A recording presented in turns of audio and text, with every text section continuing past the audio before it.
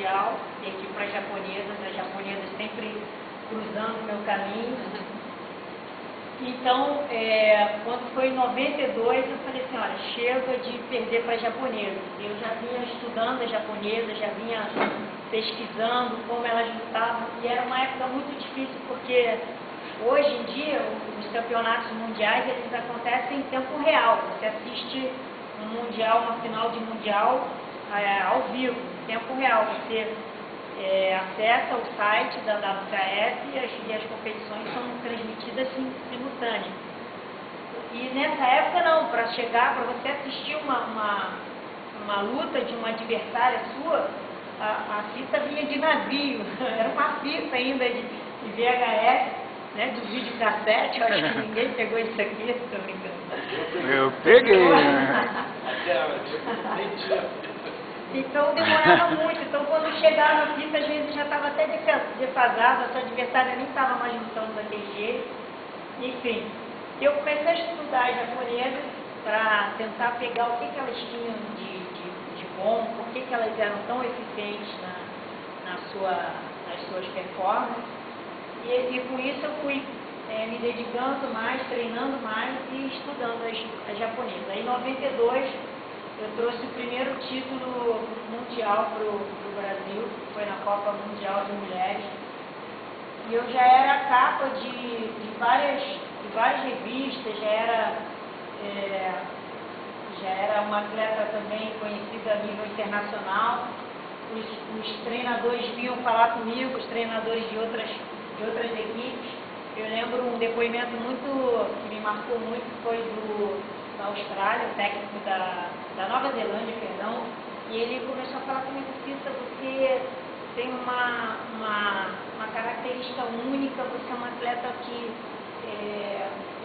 impressiona, encanta a gente com o seu jeito de lutar, que era um jeito bem diferenciado. Quando eu cheguei no mundo do esporte, quando eu cheguei no mundo do karatê, os atletas lutavam de um único modo, eles lutavam em linha, só para frente e para trás, e eu, como era muito... um metro e meio para frente, e a categoria que eu comecei a me destacar, a categoria que eu comecei a desenvolver, aliás, eu tive até que meio que na marra ter que ir para uma categoria diferente da esposa do treinador, que ela também pesava a mesma coisa que eu. Se eu ficasse batendo de frente com a esposa do treinador, eu ia ficar sempre no banco de reserva. E eu falei, então eu vou para outra categoria.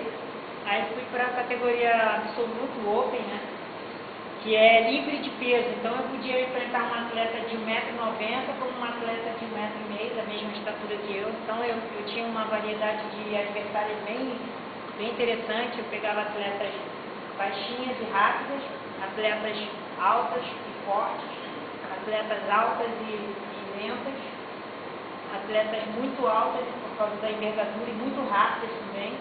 Então isso me fez criar uma característica única, desenvolvi uma propriedade de luta bem peculiar e diferente de tudo, porque eu comecei a me movimentar para as laterais para não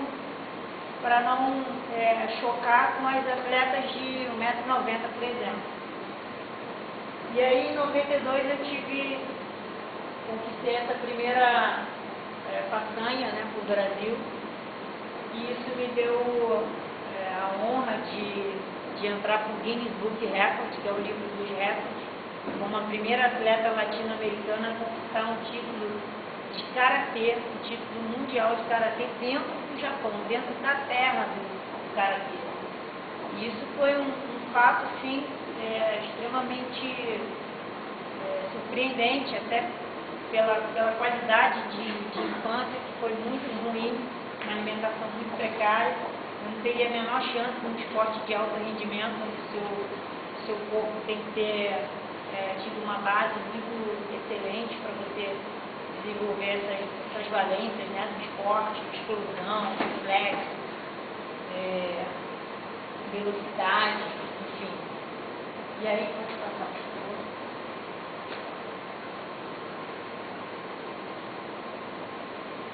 E aí a revista Kiai fez a primeira capa comigo. Era uma revista de artes marciais, e ela pegava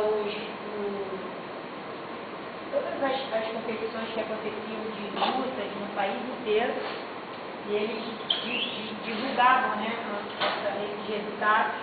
E no Karatê eles começaram a perceber que a nossa geração era uma geração de ouro, pode passar, e vários atletas conquistavam títulos internacionais.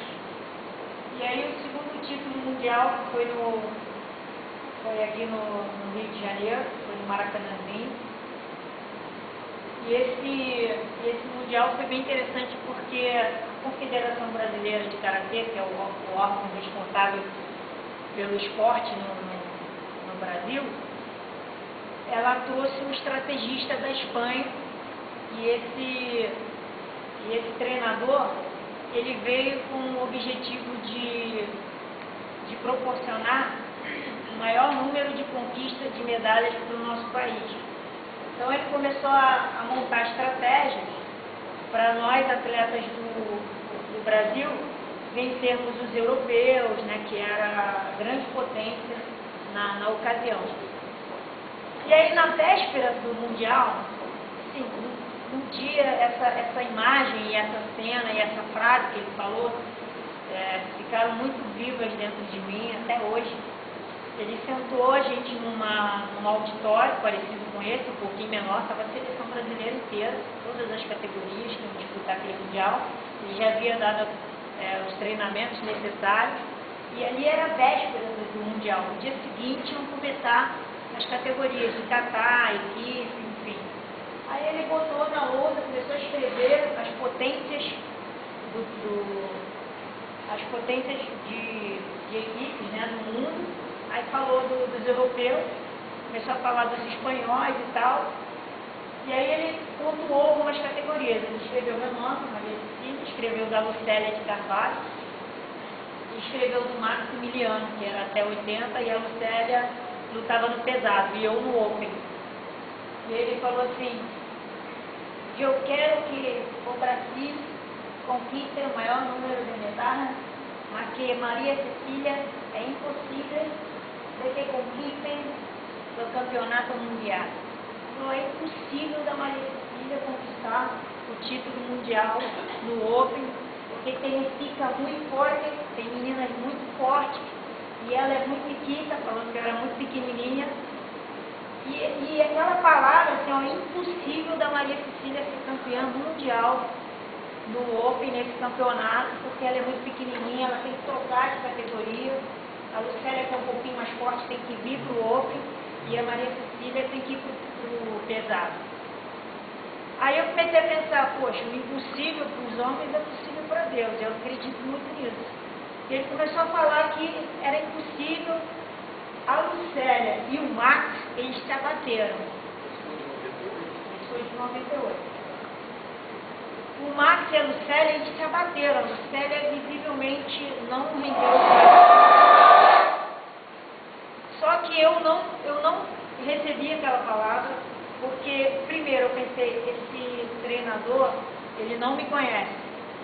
Para começar, porque eu já tinha chegado a 2 finais de mundiais, em 90 e 91, tinha chegado na final, já tinha sido campeã sul-americana, aquela medalha de ouro que eu mostro ali na juventude, foi o meu primeiro título sul-americano, e eu já havia ganho, na categoria absoluta, 3 títulos brasileiros. Eu era a atual tricampeã brasileira. E quando ele falou isso, eu falei assim, tá bom, me deixei falar, respeitei a opinião. E quando terminou a fala dele, a reunião, os treinadores brasileiros que também estavam juntos, chamaram os atletas, e aí, o que vocês querem fazer? Vocês querem trocar de categoria? Vocês concordam? Eu falei assim, olha, eu discordo totalmente do que ele falou. Primeiro que ele não conhece os atletas brasileiros. Aí a Lucélia também discordou, o Marcos também discordou, só que visivelmente na competição eles se abateram, eles se influenciaram pela fala do treinador. E eu não aceitei aquilo e não tomei aquilo como motivo para eu abater, para eu me abater. Pelo contrário, aquilo virou um vulcão dentro de mim, gerou mais energia, mais força, mais mais vontade, aquilo me deu uma... Como assim possível? Eles não me conhecem, eu vou, esse título é meu, dentro de casa, meus familiares, meu marido, minha filha ia estar lá, na época eu só tinha uma filhinha de 4 aninhos, daqui a pouco vai passar ela aí. Aí numa ficha final, eu acho que essa final é no... Essa que ele falou que você não ia ganhar. É, esse aí que ele falou que eu não ia conquistar nada.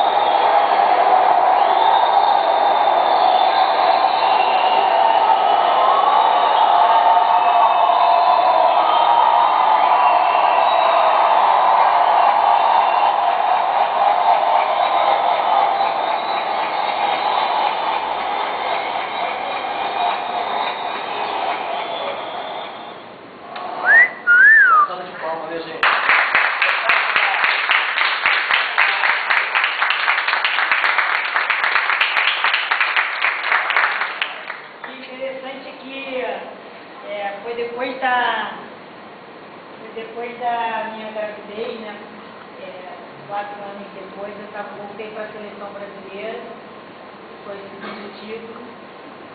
Eu estava ali com o olho roxo, que a turca me acertou na semifinal. Ela tomou falta e tal. E a dinâmica da luta é exatamente isso, é você marcar os pontos sem comprometer a integridade física do seu adversário. Se você treinar duro, por exemplo, jogos pan-americanos, que são de 4 em 4 anos, e os jogos sul-americanos também. Você treinou 4 anos, se preparou, aí chegar numa competição você é desclassificado por excesso de contato. Isso é muito ruim para o atleta, ele fica traumatizado, tem alguns que até param, porque não tiveram controle dos golpes. Aí a PI fez a segunda carta, devido a essa conquista, pode passar. Aí fez menção da conquista, e eu tinha feito essa revista, eu tinha feito uma dedicatória para minha mãe, né? Minha mãe é viva, mora em Mirópolis, com a minha irmã Vânia. E a Vânia foi uma outra filha que ela teve, depois que os filhos já estavam encaminhados, né? Aí foi um golpe na final, naquela final. Aí ele falou assim, mostra um golpe pra gente e tal. Aí esse golpe se chama Maigeri, que é um golpe frontal, na altura do abdômen. E você pode aplicá-lo também na direção do rosto, mas é muito arriscado. Foi o mesmo chute que o Anderson Silva aplicou no Vitor Belfort. Mas no karatê, se tiver aquele tipo de contato, você é eliminado na hora. Então a gente usa esse chute só na linha da cintura. Já na lateral da cabeça, a gente pode usar um outro chute, que é um chute circular. Como a gente tem uma proteção em cima dos pés, na canela, nessa época ainda não era utilizado, mas agora já é.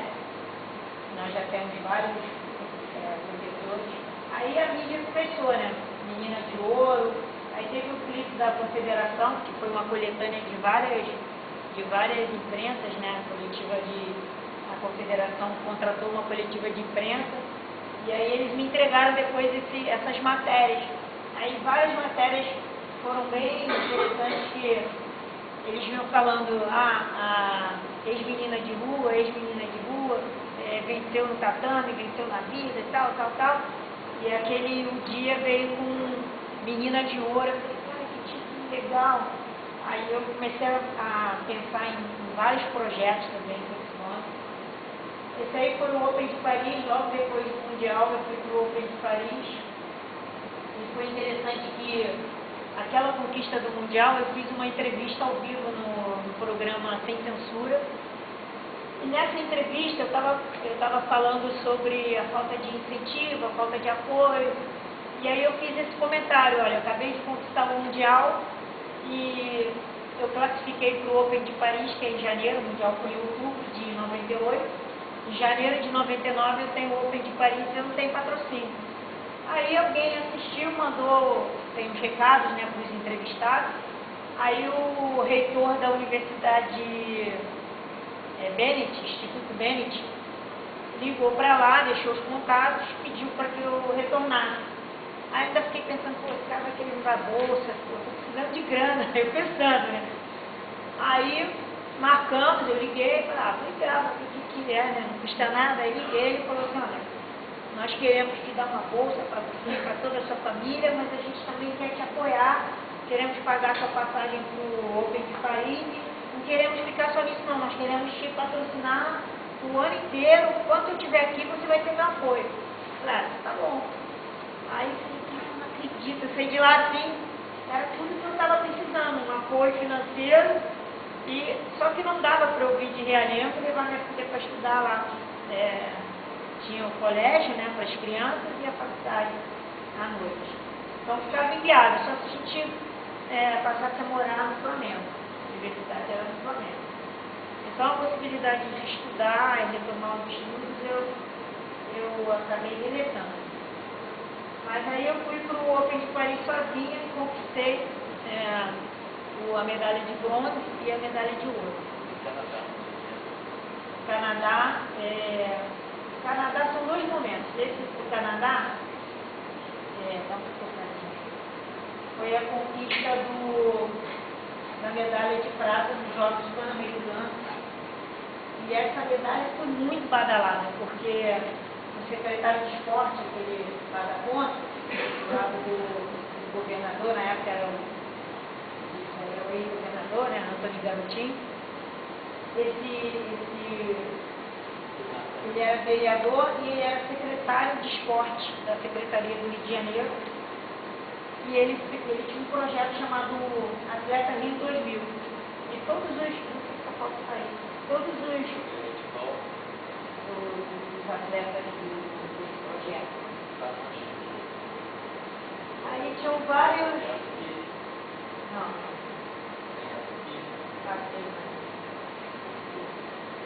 E aí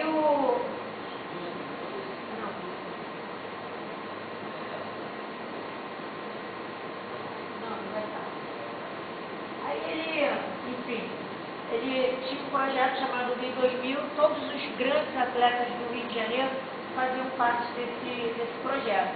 E quando eu voltei com a medalha dos Jogos Pan-Americanos, aliás, todos os medalhistas dos Jogos Pan-Americanos de Winnipeg, no Canadá, em 99, tiveram uma badalação na medalha que é impressionante. Nós aumentamos com o governador, o secretário de esporte, o prefeito Luiz Paulo Conde, na época, com o presidente da República, o Fernando Henrique Cardoso. Meu tio. Ele fretou eles fretaram uma aeronave na época da Varig e levaram todos os atletas para almoçarem na Granja do Porto. É isso mesmo, não? Nem lembro mais. E um almoço chiquérrimo, caríssimo, só o frete da aeronave tinha sido um absurdo. Eu falei assim, gente, por que não pegou essa fortuna toda e dividiu para as atletas? Nossa, ia dar para cada um comprar, sei lá, estudar, comprar um carro, um apartamento. Eu não sei a condição dos outros, mas para mim ia ser de grande valia, ajudar muito. Eu costumo brincar dizendo que as medalhas do karatê, elas não são ouro legítimo, metal, né, precioso, ele é um ouro simbólico. E aí eu falava assim, poxa, se fosse ouro verdadeiro, dava para serrar no meio, metade pagar as contas e a outra metade da medalha deixar de recordação. Esse foi um evento no Vasco, fui atleta do Vasco durante 10 anos, e essa foi a final. E o Vasco também tinha um timaço no ano de 2000, o Vasco contratou todos os atletas, todas as modalidades, e no Karatê eles tinham, para cada categoria eles tinham 4 atletas, mas 4 atletas ganhando muito bem, era um salário assim, exorbitante, que eu nem imaginava que poderia ter um salário desse. Aí quando começaram a questionar de onde está vindo o dinheiro, né, no Vasco da Gama, começaram a pressionar, questionar se o Vasco tinha caixa 2 ou não tinha, aí o dinheiro sumiu. Quando foi em setembro, os atletas pararam de receber, simplesmente a fonte secou. E aí as equipes foram se desfazendo, o Karatê ficou ali bravamente, ficou com meia dúzia de atletas no Karatê. E aí o Eurico Miranda, o papai Eurico, foi embora, odiado por muitos, mas amado por muitos também. Aí o Roberto Dinamite assumiu e mandou o esporte amador embora. Em 2008 eu saí do Vasco. E aí foi outra grande mudança. Pode passar. Aí então, nessa Copa estão todos os atletas da nata do Karatê. E no final do evento, o presidente da confederação me chamou e premiou alguns atletas com diplomas e honrarias. Mas a gente continuou seguindo aí alguns anos, competindo. No Vasco, volta aquela foto lá do peixe. Era essa foto aí que eu estava falando.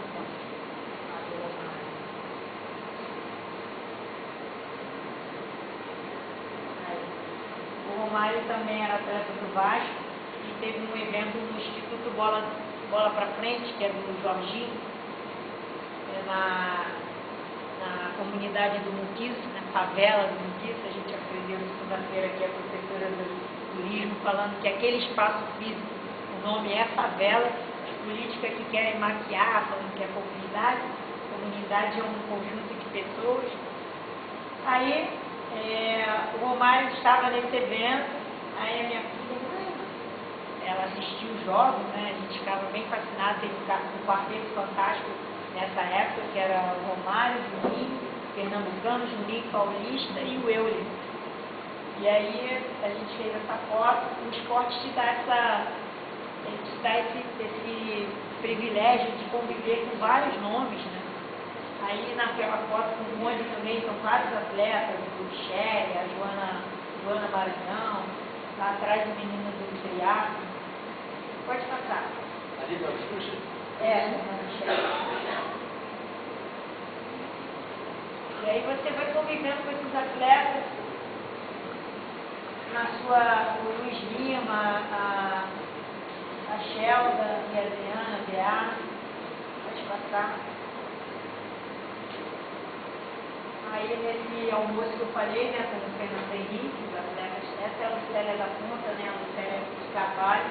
Ela é a atual tetracampeã dos Jogos Pan-Americanos, é a única mulher com 4 medalhas individuais, 4 medalhas de ouro nos Jogos Pan-Americanos de Karatê, na verdade.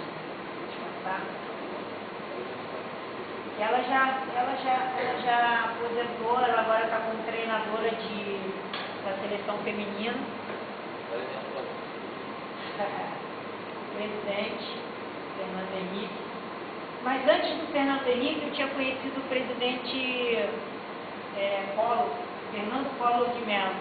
Infelizmente nos decepcionou, mas ele fazia uma cerimônia com os medalhistas do país de subir a rampa.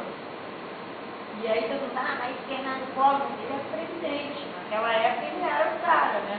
Depois que veio o escândalo, o impeachment, infelizmente, mas ele, todas as vezes que os atletas, qualquer equipe, voltava com um resultado positivo do exterior, aí ele fazia essa cerimônia de subir a rampa.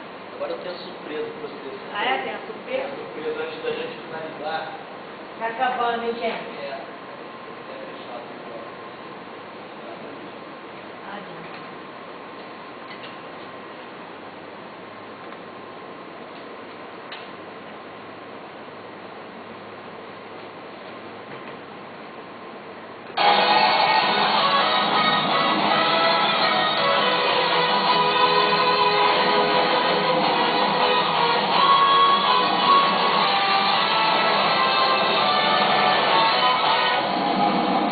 Olá, muito boa tarde. Boa tarde para você. Domingo de Dia dos Pais e também no último dia de Olimpíada. Ou seja, um estádio cheio de atrações.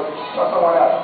No Dia dos Pais, uma super mamãe entra em ação. Alô, galera do estádio, meu nome é Cissa, eu sou tricampeã mundial de Karatê. Daqui a pouco vocês vão conhecer a minha trajetória e dos meus filhos que estão seguindo os meus passos, ou melhor, os meus golpes.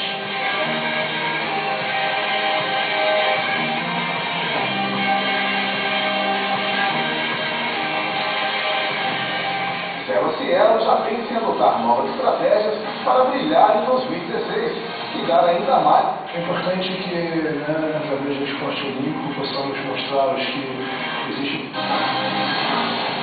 Um bate-papo com a mãezona da equipe de judô do Brasil, Rosicléia Campos.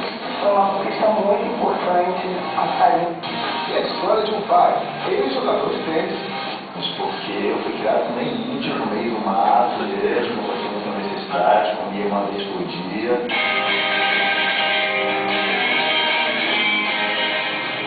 Os 3 filhos. Pena que nessa casa mora uma família diferente, uma família que respira esporte.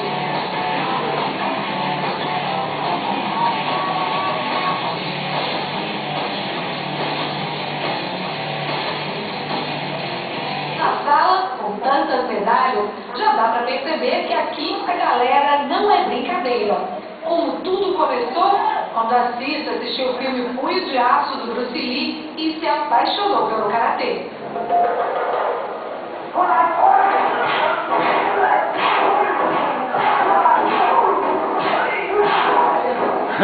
Esse filme eu esqueci, assim, não fiquei buscando isso. Minha família não tinha condição de bancar uma academia, não existiam os projetos sociais que existem hoje. Então, ficou meio que assim na gavetinha, né, do coração. Aí quando eu reencontrei o karatê, eu já estava na categoria adulta, já era adulta, e falei assim, isso que eu quero pra mim. Aí foi amor à primeira vista. Aí vieram os campeonatos. Ela foi 5 vezes campeã sul-americana, ganhou 4 ouros em Jogos Pan-Americanos e foi parar no Guinness Book como a primeira atleta latina a conquistar o título mundial de karatê dentro do Japão. A gente tem aqui o mundo inteiro aqui, tem Japão, França, Winnipeg, são conquistas assim bem memoráveis que fazem parte da minha história, da história da minha família, tá tudo aqui nessa parede, dá força para eles. E tem que ser forte mesmo para aguentar o que ainda está por vir. Os 3 filhos da tricampeã mundial seguem os mesmos passos da mãe, que ainda praticam outros esportes. Quer ver? Karatê, basquete, muay thai e hockey. Karatê, futebol de campo e futsal. Karatê, futebol de campo, futsal e também basquete. Todos os dias a família acorda cedo, se arruma e sai para uma maratona de treinamento.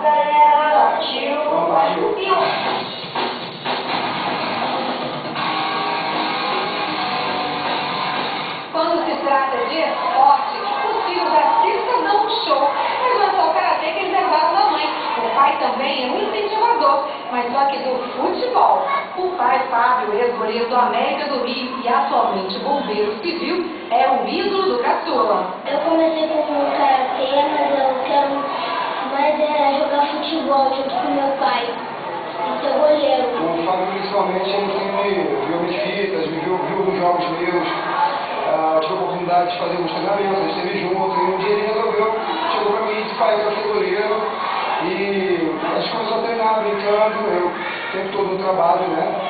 Acho que eu não tenho muito tempo para dar atenção para ele, então o treinamento começou a ser uma forma dos pais, de um pai e filho, poder estar brincando, e me surgiu essa ideia, e foi legal. Na hora que a mãe professora entra em cena, Às vezes eu pego um pouquinho pesado, porque por ser filhos, né, eles acabam confundindo um pouco as funções. É a minha mãe que está aqui, eu falo, quem está aqui não é a mãe, é a faixa preta, é a professora. para a Cissa, as maiores joias conquistadas na vida não são as medalhas ou os troféus, e sim os filhos.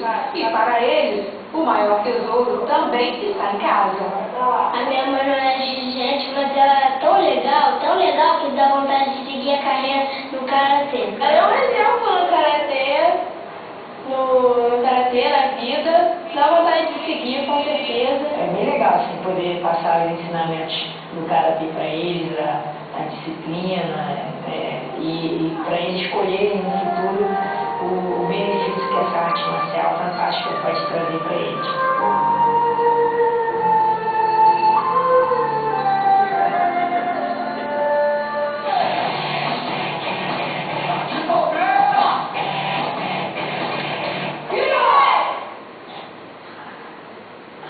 Tu achou isso? Trabalhando também, né? Eu veio do lado e fazer o Esse aí foi o meu atual professor, Nayuki Hirakawa. Ele é uma pessoa super prestativa, meiga, uma simplicidade de pessoa, um poço de sabedoria. E ele, como ele dá os treinos dele só à noite, hoje ele já não dá tantas aulas como ele dava no começo. Ele dá uma aula na segunda, lá no Clube das Lojas, se não me engano. Aí, como eu estou estudando à noite, eu não estou tendo tempo. Mas quando ele faz os cursos, ele tem um aulão, uma vez por mês, no Clube Santa Luzia. Aí dá tempo de fazer, de vez em quando eu vou me lá para matar a saudade. E aí, o último... você vai Então, com tudo isso que a Cissa conquistou, a vida continua, tá certo? As coisas aconteceram, mas outros desafios estão por vir.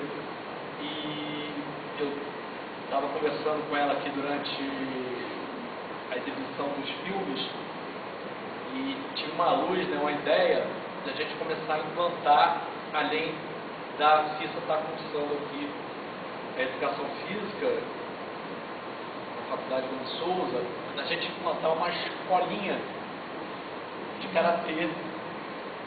Ela estuda de manhã, às vezes vem à noite, nós vamos estudar um horário, nós já temos os equipamentos, né, os tatames, temos o espaço e temos o colégio que funciona à tarde, a instituição Gomes Souza, dia 25 agora está completando 50 anos, então a gente tem toda essa comunidade para começar a trabalhar e os próprios alunos do curso que quiserem, enfim, a gente montar uma escolinha, porque a gente tem muito a conquistar ainda, né, Cissa?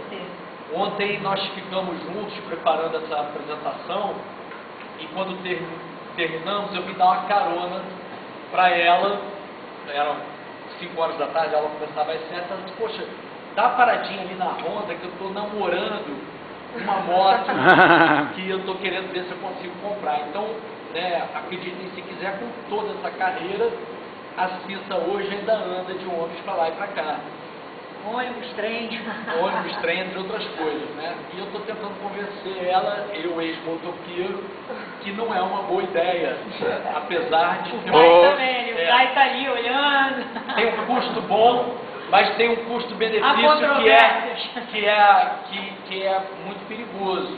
E eu falei para ela aqui durante a palestra, disse, poxa, quem sabe a gente monta uma escolinha e você mesmo com o teu trabalho da escolinha não consegue, né, comprar um carro em vez de uma moto e tal.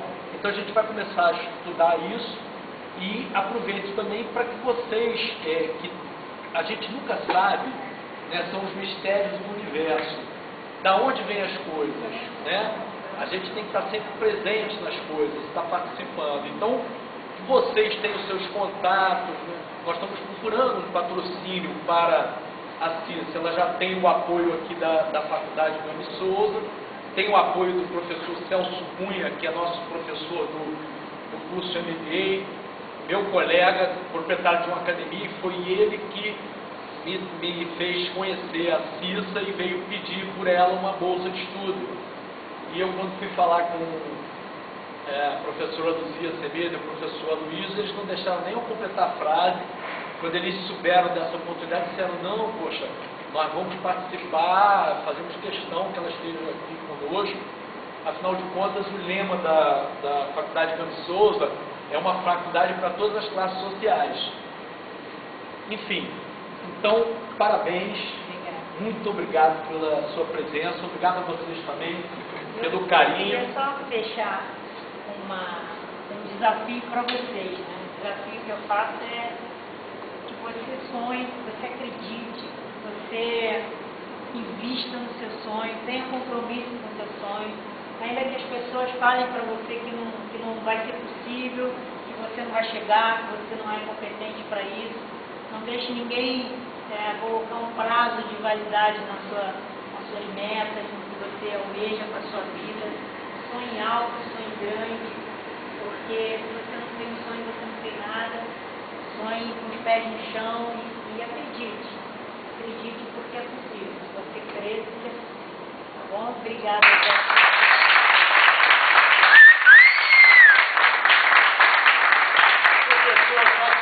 Professor quer fazer um adendo aí da moto. Queria fazer um adendo. Eu não sou motorista, mas mesmo assim eu tenho esse incentivo. Moto não sou pra gente novo. Eu faço questão de dizer que eu não sou ex-motociclista, eu sou ex-motoqueiro. Gente, bom dia para vocês. Obrigada.